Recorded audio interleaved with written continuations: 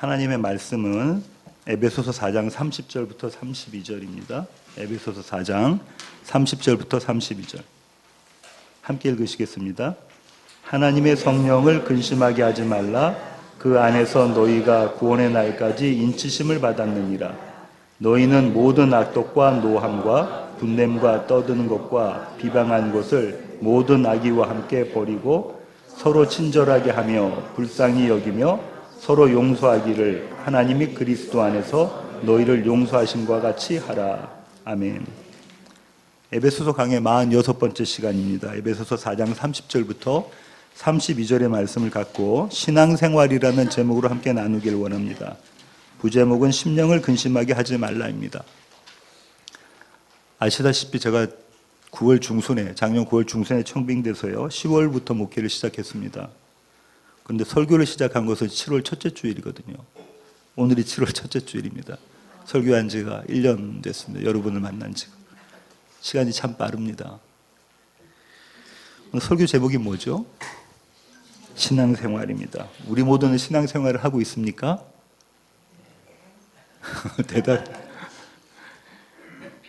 대답이 좀 인식하시네요. 그죠? 신앙생활이 뭡니까? 어떻게 사는 것이 신앙생활을 하는 것입니까? 기도하고 예배하고 헌금하고 교제하고 전도하는 것이 신앙생활입니까? 그렇죠. 틀리지 않잖아요. 그죠? 하지만 이런 생활의 모습들만을 가지고 신앙생활을 잘한다고 볼 수는 없습니다. 화면에 두 집사님이 나오실 텐데요. 김 집사님과 이 집사님입니다. 이건 김이박 순으로 했습니다. 김 집사님 모습을 보겠습니다. 교회의 모든 공식 모임에 참석한다. 11조와 각종 헌금에 최선을 다한다. 성도의 교제를 중요하게 생각하며 언제나 마음 다해 참여한다. 기도를 하면 다른 사람의 마음을 움직이며 언제나 전도에 힘을 쓴다. 또한 늘 겸손한 자세로 성심껏 주변을 섬긴다. 반면 이 집사님은요, 주일 예배조차도 가끔씩 참석한다. 헌금은 마음 내킬 때만 한다. 다른 사람들과 쉽게 어울리지 못하며 믿지 않는 사람들과 훨씬 더 친하다. 기도를 하면 도대체 무슨 말인지 잘 모르겠고 전도는 꿈도 꾸지 못한다. 게다가 겸손과는 거리가 멀고 남을 위해 봉사하는 것을 본 적이 없다. 여러분은 김 집사님과 이 집사님의 생활 중에서 누가 더 좋은 신앙을 갖고 계신다고 생각되어지십니까? 김 집사님. 분명 이 집사님의 신앙생활에는 문제가 있습니다. 그죠? 그리고 김 집사님이 이 집사님보다 더 훌륭한 신앙생활을 하는 것처럼 보여집니다. 제가 지금 뭐라고 말씀드리냐면 보여진다라고 말씀을 드렸어요. 그럴 수도 있고 아닐 수도 있다는 얘기입니다. 신앙생활이라는 이 단어를요, 국어사전에서 찾아보면 이런 뜻 갖고 있습니다. 신앙을 가지고 종교에 의지하는 영적 생활. 신앙생활은 먼저 신앙이 있어야지만 가능한가요? 그렇죠. 신앙이 있어야지만 가능한 것이 신앙생활입니다. 또한 그들의 일상생활이 그 신앙의 대상, 내가 믿는 대상을 의지하는 결과가 신앙생활이에요.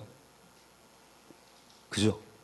이 두 가지가 뗄래야 뗄 수가 없는 거예요. 우리가 신앙생활을 한다면 일단 누군가 어떤 대상을 믿고 있어야 되고 그 대상을 믿는 믿음이 우리 삶 가운데 드러나야 되는 거죠. 그것이 신앙생활입니다.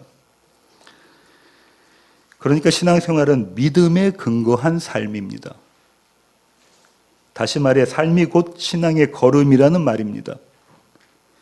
오늘은 이렇게 결론을 먼저 내고 이 내용을 살펴보기를 원합니다. 지난 주일에 말씀드린 것처럼 사도는 에베소서 전반부에서 교리적 내용을 다룹니다. 하나님은 누구신가? 그리고 그분이 하신 일은 무엇인가? 이것이 전반부 1장부터 3장까지 나와요. 다시 말해 어떻게 우리를 구원하셨고 우리로 교회 되게 만들어내셨는가? 이게 전반부의 내용입니다. 후반부는요, 성도의 실천적 내용을 제시한다고 말씀을 드렸죠. 이것은 도덕과 윤리를 바탕으로 한 규범적인 접근이 아니에요. 우린 그렇게 이해해요. 후반부는 도덕과 윤리의 바탕으로 한 우리가 어떻게 살아야 되는 거, 그 명령처럼 규범처럼 생각하는데 그렇게 되는 접근이 아닙니다. 오히려 하나님께서 우리의 교회됨을 어떻게 성취해 가시는지를 설명해 주고 있는 게 후반부예요. 그러니까 성도의 성화와 교회의 하나됨을 우리가 어떻게 이해해야 하는가, 이걸 말하고 있는 것이 에베소서의 후반부입니다. 지난 주일부터 나누기 시작한 이 내용은요, 한마디로 말하면 에베소서 처음에 나왔던 신인류의 모습, 새로운 사람의 모습은 이런 것이다라는 것을 사도가 지금 보여주고 있는 겁니다. 사도는 이 설명을요, 옛사람과 새사람의 대조 방식으로 이야기하고 있습니다. 그것이 지난주부터 나왔죠. 마치는 에베소서 6장까지 그렇게 계속 이어지고 있습니다. 지난주일에는요, 25절부터 29절까지 살펴보았는데요, 한마디로 덕을 세우라입니다. 그죠? 덕을 세워라. 원어 성경에는 덕이라는 단어가 없다고 말씀드렸어요. 사도는 세워야 한다라고 이야기합니다. 그런데 지금 무엇에 대해서 이야기하고 있냐면 교회, 우리에 대해서 이야기하고 있어요. 그래서 세워야 한다는 게 그럼 무엇을 세워야 한다는 거죠? 교회를 세워야 한다. 교회를 세우는 방식이 지체들 간에 이야기를 하는 거래요. 말을 하는 거래요.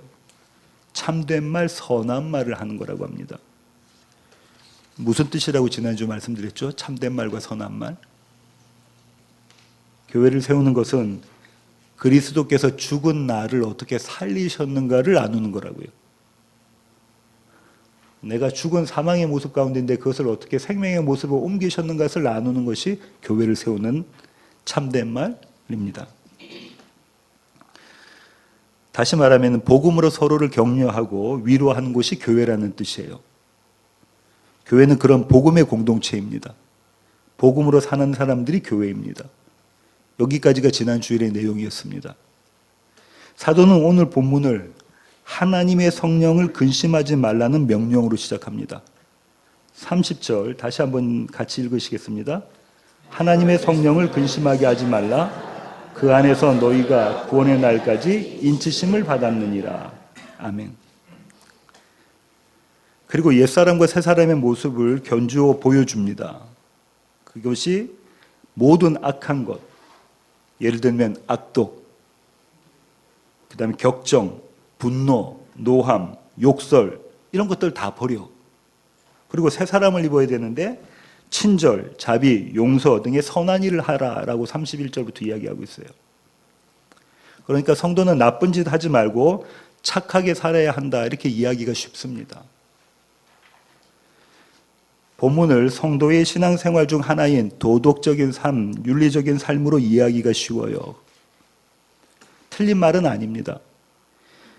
그러나 신앙생활은 단순히 도덕과 윤리에 대한 실천이 아니라는 거예요. 30절을 보시면 사도는 성령을 근심하게 하지 말라라고 말하고서는 부연 설명을 해요. 그 부연 설명이 뭐냐면 성령 안에서 너희가 구원의 날까지 인치심을 받았다, 이렇게 부연 설명을 하고 있는 거죠. 이 주제에 대해서는 우리가 이미 다 나누었습니다. 에베소서 1장 13절부터 14절 함께 읽으시겠습니다. 그 안에서 너희도 진리의 말씀 곧 너희의 구원의 복음을 듣고 그 안에서 또한 믿어 약속의 성령으로 인치심을 받았으니 이는 우리 기업의 보증이 되사 그 얻으신 것을 속량하시고 그의 영광을 찬송하게 하려 하심이라. 인침이라는 거, 영어는 실이라고 그러죠. 실. 인침이라는 것은 지난번에도 말씀드린 것처럼 가축이나 노예의 주인의 낙인을 찍는 겁니다. 그죠? 소 같은데, 그런데 돼지 같은데 낙인 찍잖아요. 그것이 인침입니다. 인침의 목적이 뭐죠? 이것은 주인의 소유다라는 거죠. 그걸 공표하는 겁니다. 만방에 알리는 거예요. 이건 내 것이야. 그러니까 우리가 인침을 받았다는 것은요, 우리가 하나님의 소유라는 것이 확증되었다는 거예요. 그분의 소유이기 때문에 인침을 받습니다. 맞습니까? 그분의 소유가 아니면 인침을 받지 않는데 그분의 소유이기 때문에 우리가 인침을 받는 거예요. 우리는 이미 그분의 것이다라는 겁니다. 그런데 그 인침을 누가 한다고 하죠? 성령 하나님께서. 그것이 성령으로 또는 성령 안에서입니다.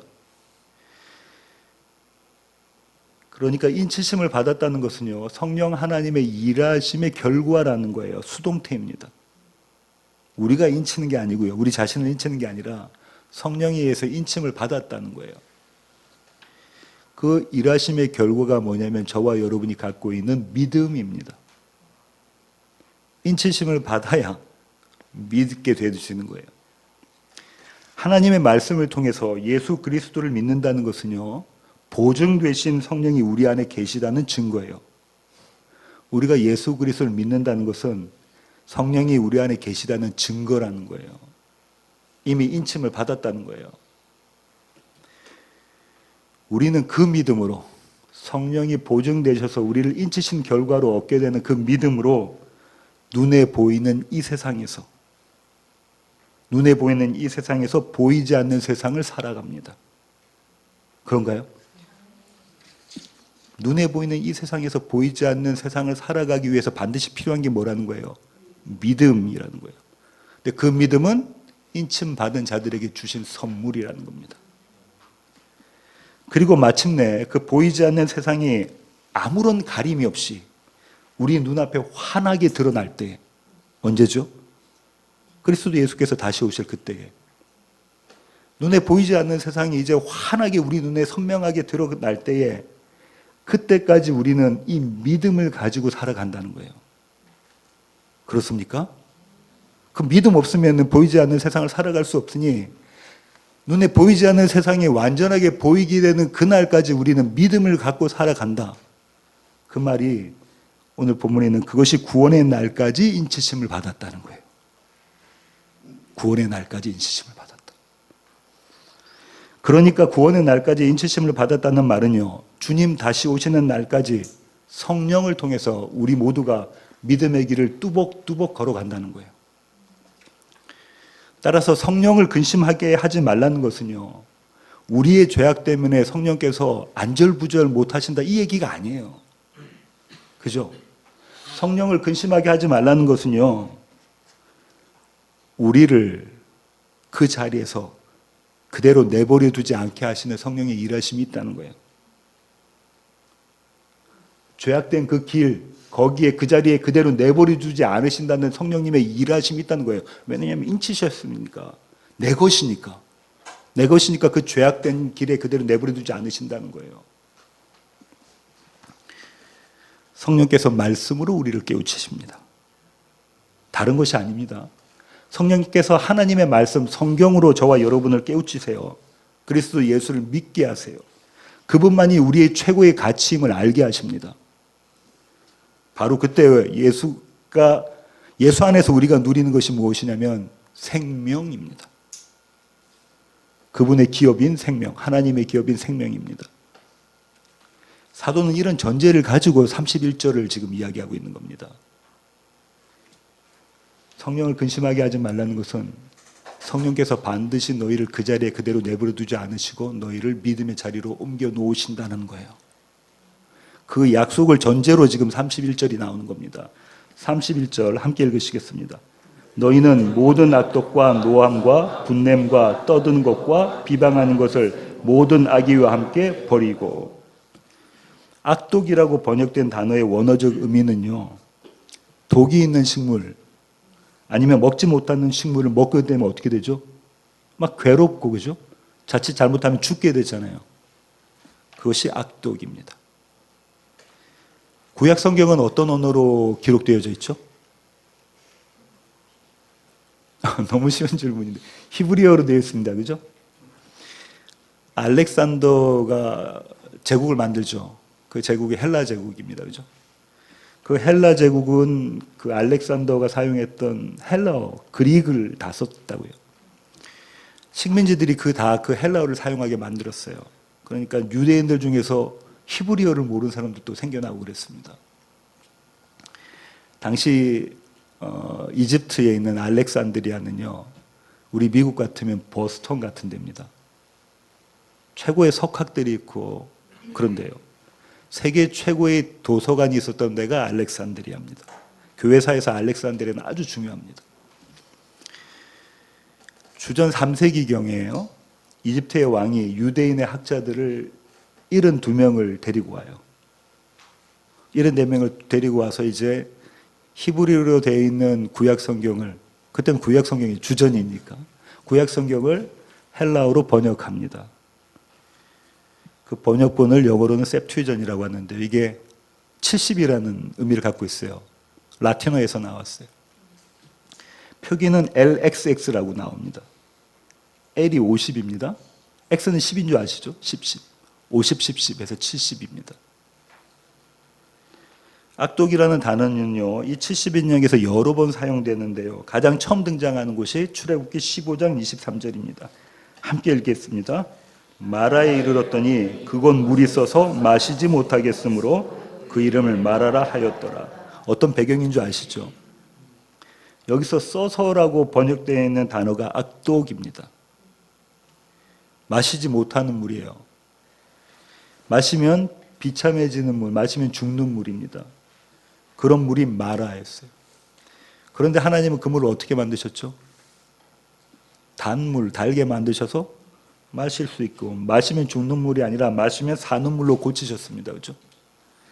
이스라엘 백성이 그 마라에서 하나님께 반역했음에도 불구하고 주님은 그들에게 생수를 주셨습니다. 이것이 구원이에요. 31절을 다시 보시면요. 악독 다음으로 이어지는 단어가 이 사망의 모습이 노함, 분노, 떠드는 것, 이거는 고함치는 겁니다. 비방, 이런 단어들이 나오죠. 이런 모습들이 다 사망의 모습입니다. 사도는 이런 행위를 하지 말라고 주문하고 있어요. 사도의 주문 끝에 있는 단어가 뭐죠? 악의입니다. 그죠? 이 악이라는 단어는 앞서 말씀드렸던 70인역에서는 아주 어마어마하게 많이 사용됐는데요. 첫 번째 사용된 곳이 노아의 홍수의 배경이 되는 장면입니다. 창세기 6장 5절입니다. 함께 읽으시겠습니다. 여호와께서 사람의 죄악이 세상에 가득함과 그의 마음으로 생각하는 모든 계획이 항상 악할 뿐임을 보시고, 여기 사람의 죄악이 가득하다. 그때 죄악입니다. 그러니까 모든 악의는요, 한마디로 말하면 인간의 전적인 타락이에요. 전적인 부패입니다. 이게 모든 악이에요. 세상이 왜 죄악으로 가득했나요? 세상이 왜 죄악으로 가득했죠? 그들이 하나님을 모르기 때문에, 그들이 하나님을 믿지 않기 때문입니다. 이것이 성경이 말하는 죄악이에요. 저와 여러분이 죄악을 판단하는 것은 겉으로 드러나는 모습인데, 성경이 말하는 죄악은 하나님을 알고 있느냐 모르느냐, 하나님을 믿느냐 믿지 않느냐입니다. 따라서 31절에 언급한 모든 악독과 모든 악의는 불신, 믿지 않음의 결과들입니다. 역시 인간의 도덕과 윤리의 차원을 뛰어넘어요. 사도는 이 모든 것을 버리라고 말합니다. 어떻게 해요? 어떻게 버릴 수 있습니까? 하나님을 믿음으로, 그분을 아는 것으로. 모든 악독과 악의가 하나님을 믿지 않는 모습이니까 그것들을 버리라는 것은 하나님을 믿으라는 거예요. 하나님을 알라는 거예요. 그러니까 사도가 지금 이렇게 이야기하는 겁니다. 너희는 하나님을 믿으라. 오직 그분만을 의지하라. 너무 당연한 얘기 같잖아요. 지금 우리가 교회로 모였잖아요. 제가 지금 뭐 하고 있습니까? 설교를 하고 있습니다. 하나님을 믿으세요. 하나님을 의지하세요. 너무나 당연한 말 같은데 우리의 삶 가운데 그 너무나 당연한 말이 우리의 삶 가운데 이루어지고 있습니까? 믿고 의지하는 것이 쉬운 게 아닙니다. 그렇죠? 우리는 누굴 믿죠? 나를 믿어요. 그렇게 하나님을 믿으면 우리 안에 생산되는 것이 32절입니다. 함께 읽으시겠습니다. 서로 친절하게 하며 불쌍히 여기며 서로 용서하기를 하나님이 그리스도 안에서 너희를 용서하신과 같이 하라. 아멘. 가장 먼저 소개되는 덕목이 친절입니다. 이 단어를, 친절이라는 단어를 네이버 국어사전에 찾아보면 이런 뜻 갖고 있습니다. 정겹고 고분고분한 태도. 옆 사람 한번 봐보세요. 친절하십니까?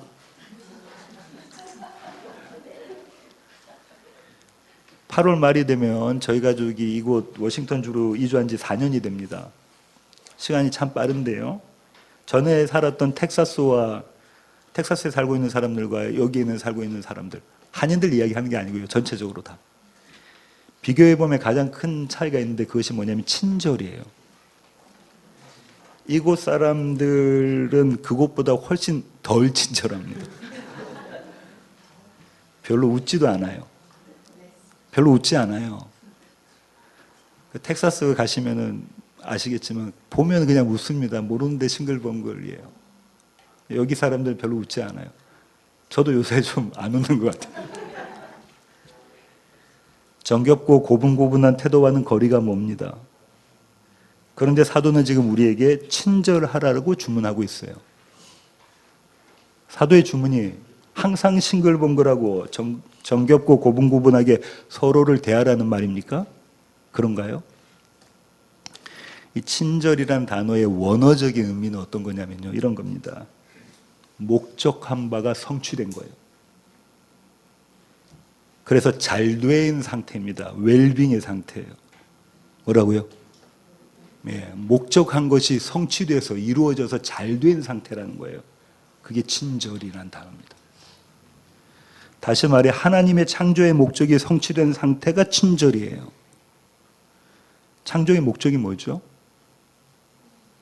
우리가 하나님의 영광을 찬송하는 것. 그리고 하나님의 영광을 찬송한다는 것은 그냥 우리가 오늘 찬양처럼 찬양의 노래만 부른다는 겁니까? 아니요. 그걸 포함해서 우리가 그분을 기뻐하고 즐거워하고 그분의 생명을 누린다는 거죠. 그분 안에 하나 된다는 것은 그런 겁니다. 그것이 예배잖아요. 이것이 잘된 상태의 웰빙입니다. 성경이 말하는 친절이 이거예요. 그러니까 우리가 서로에게 친절한다는 것은요, 단지 대인관계를 가지면서 우리의 어떤 자세, 이걸 말하고 있는 게 아니에요. 우리의 기쁨을, 우리의 감사를, 우리의 생명을 숨길 수가 없을 때, 감출 수가 없을 때 드러나는 것이 친절입니다. 우리 안에 기쁨이 넘치고, 우리 안에 감사가 넘치고, 우리 안에 생명이 넘쳐서 이것을 도저히 우리가 감출 수가 없을 때, 숨기지를 못할 때, 그때 드러나는 것이 친절이에요. 사도가 지금 이걸 요구하고 있습니다. 이걸 주문하고 있는 거예요. 32절 다시 보시고요. 하나님을 믿으면 우리 안에 생산되는 두 번째 덕목이 뭐죠? 불쌍히 여김입니다. 이 단어의 의미를 국어사전에서 찾아보면 이런 뜻 갖고 있습니다. 내 형편과 처지가 안 됐고 애처롭다. 너의 형편과 처지가 정말 안 됐고 애처롭다. 이런 단어, 이런 뜻을 갖고 있어요. 불쌍히 여기다를 이렇게 이해하면요, 서로의 선자리가 지금 다른 거예요. 그런가요? 나는 괜찮은 자리, 좋은 자리에 서 있고 너는 지금 안 괜찮은 자리에 서 있다. 선자리가 다른 거예요. 불쌍히 여김을 국어사전식으로 이해를 하게 되면. 우리가 다른 사람을 도울 때 이런 마음이 혹 생기지 않습니까? 예, 우리가 다른 사람을 돕거나 섬길 때 이런 마음이 우리 가운데 들지 않습니까? 성경이 불쌍히 여기다는 뜻은 이런 뜻이 아닙니다. 이 단어의 원어적 뿌리는 이런 겁니다. 이런 거예요. 함께 있는 것. 이게 불쌍히 여기는 거예요. 함께 있는 것. 그럼 다른 자리가 아니고 같은 자리라는 거예요. 사람의 눈으로는 다른 자리처럼 보여요. 저는 위에 있는 것 같고 상대방은 아래에 있는 것 같아요. 그래서 우리가 도울 수 있는 것처럼 보여져요. 그런데 성경의 원어적 의미는 어떤 거라고요? 같은 자리에 있다는 거예요. 같은 자리에. 함께 있다는 거예요. 함께 있어서 이해하고, 함께 있어서 공감하며, 함께 있어서 힘이 되어주는 것, 이게 불쌍히 여김입니다. 다른 표현으로 하면 이런 겁니다. 한편 되었다, 한편 먹었다. 이게 불쌍히 여김이에요. 우리의 인생 중에 어떤 사람이 우리와 한편 먹습니까? 우리를 이해하고 공감하며 힘이 되어주는 사람이 누구죠? 가족입니다. 가족. 그러니까 사도는요, 가족이 아니면 할 수 없는 것을 불쌍히 여김이라고 하는 거예요. 다른 사람은 뭐라고 해도 우리 가족은 이해할 수 있잖아요. 한편 먹은 거예요. 그죠? 공감할 수 있어요. 이해할 수 있어요.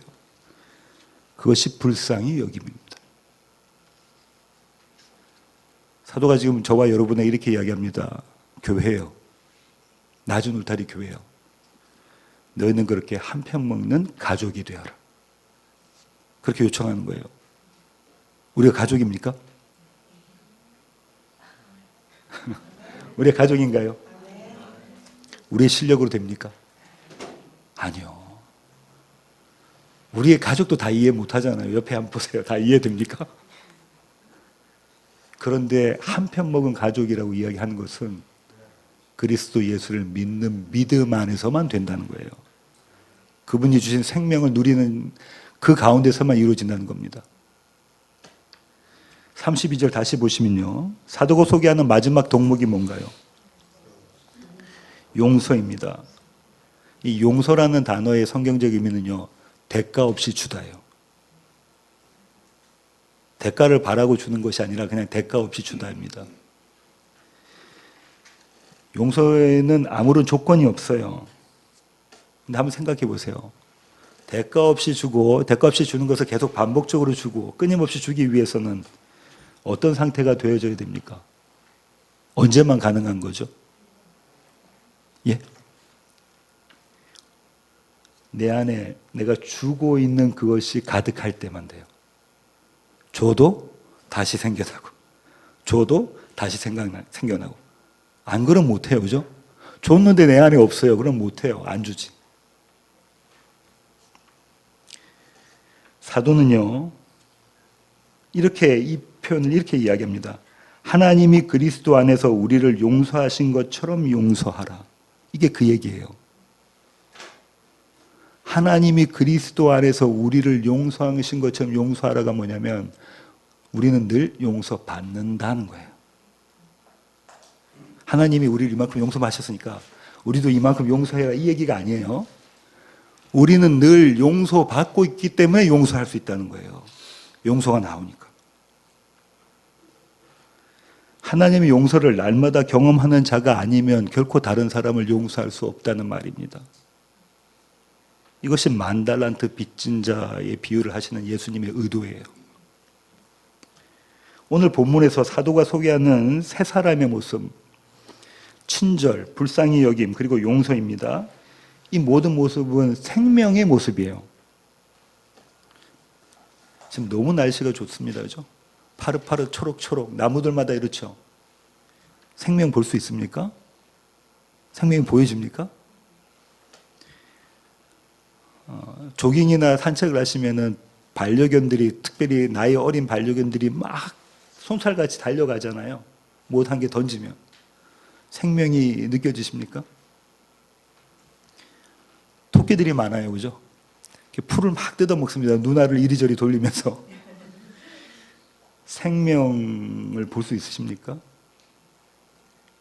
마찬가지로 우리 안에 생명이 있다면 반드시 생명의 모습이 보여집니다. 우리 안에 하나님의 생명이 있다면 그 하나님의 생명의 모습이 반드시 우리를 통해서 보여진다고요. 이게 도덕과 윤리의 차원을 넘어선 거예요. 친절의 모습, 불쌍히 여김의 모습, 용서의 모습이 그 생명으로 나타난다는 거예요. 그 생명이 성도가 누리는 선물입니다. 이건 주신 거예요. 베드로후서 1장 3절입니다. 세 번역으로 함께 읽으시겠습니다. 하나님께서는 우리가 그를 알므로 말미암아 생명과 경건에 이르게 하는 모든 것을 그의 권능으로 우리에게 주셨습니다. 하나님은 우리를 부르셔서 그의 영광과 덕을 누리게 해주신 분이십니다. 생명과 경건에 이르게 하는 데 있는데 한글 개역개정에는 생명과 경건에 속한, 그러니까 생명과 경건의 모습이 우리의 삶 가운데 드러난다는 거예요. 하나님께서 우리에게 선물로 주신 것을. 적용해 보겠습니다. 오늘의 말씀을. 지난 목요일에 아내와 함께 미장원에 갔습니다. 아내가 머리를 했죠. 저도 머리를. 화면에 그림이 나오나요? 자동차 그림 나오나요? 화면의 그림처럼 비보 좌회전에서 차가 오지 않기를 제가 기다리고 있는데요. 제 차가 밑에 있는 차입니다.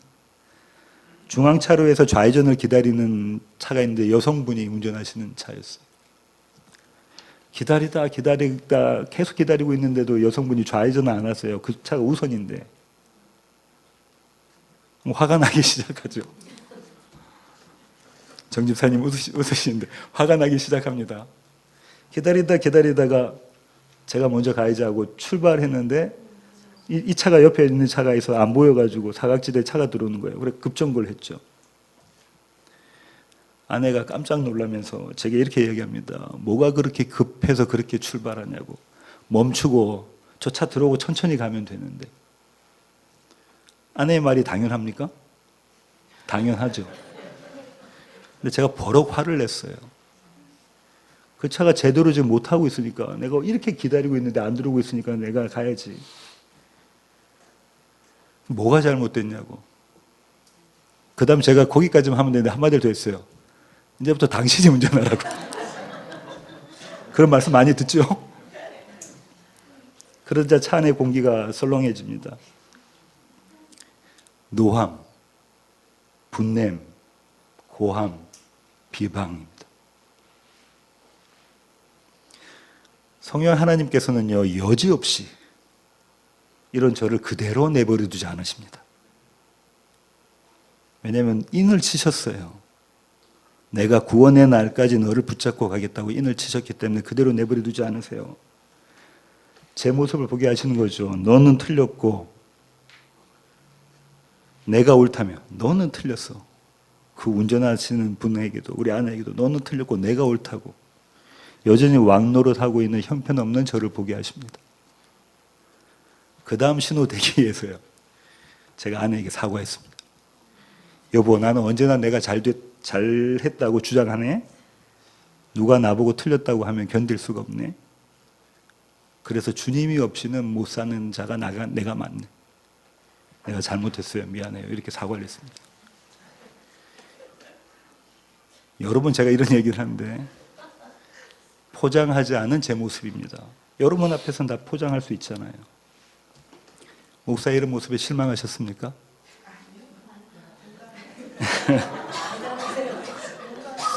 설교의 결론을 맺겠습니다.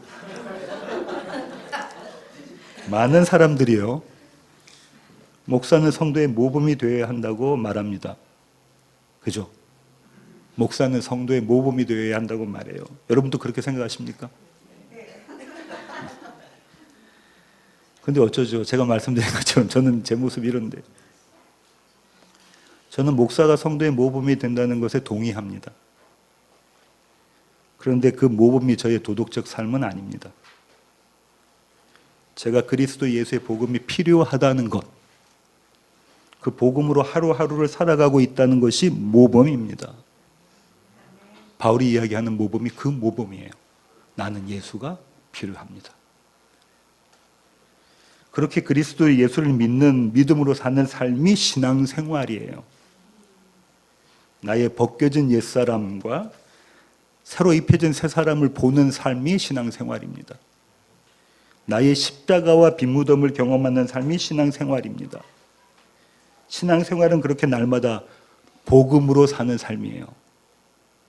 뭐라고요? 복음으로 사는 삶이 신앙생활이라고요. 그리스도 예수의 복음으로 풍성하게 신앙생활을 하시는 우리 낮은 울타리 교회 모든 가족 되기를 원합니다. 기도하시겠습니다. 주님, 그렇습니다. 하나님, 우리는 신앙생활을 하고 있습니다. 그 신앙생활이 우리의 겉으로 드러나는 그 모습이 그저 경건한 모습, 그저 도덕적이고 윤리적인 모습, 그런 것이 아님을 알게 하시고 그리스도 예수를 믿음으로, 그분을 의지함으로 나의 사망의 모습과 나의 부활의 모습을 날마다 경험함으로 우리 안에서 생명이 넘쳐나서 그 생명을 누리는 것이 신앙생활임을 깨닫게 하여 주시옵소서. 교회로 모일 때마다 성도 간에 그 신앙생활의 모습으로 교제하기를 원합니다. 복음을 함께 나누게 하시고 복음으로 위로하고 격려하며 복음으로 하나 되게 하여 주시옵소서. 그렇게 한편 되는 가족 되기를 원합니다. 귀하신 예수님의 이름으로 기도합니다. 아멘. 아멘.